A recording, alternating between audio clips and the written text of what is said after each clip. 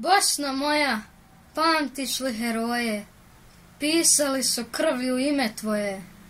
Zbog tebe su izgubili glavu, ne smiješ ih dati zaboravu.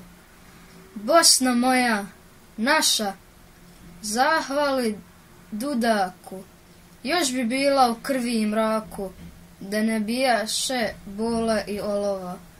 Ti se nikad ne riješi bolova.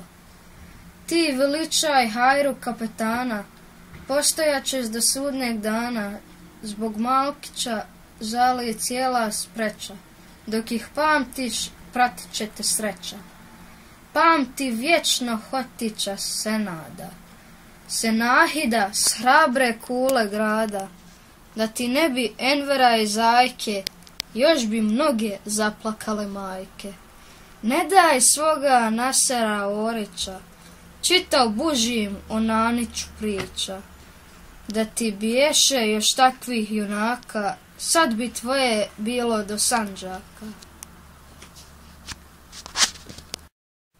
Nemoj bolan ti od mene da dušmana pravi sebi. Ako ne znaš Bošnjak ko je, evo ja ću ju reći tebi. Moja duša, to je moja vjera, moje srce, to je Bosna zemlja. Din i vatan ja nikome ne dam, zato dvoje i mrijeti sam spreman. Kaži ako krvi trebaš i ja ću ti odmah dati, al ne diraj ovo dvoje, gorko će se pokajati. Zato nemoj od Bošnjaka da dušmana pravi sebi.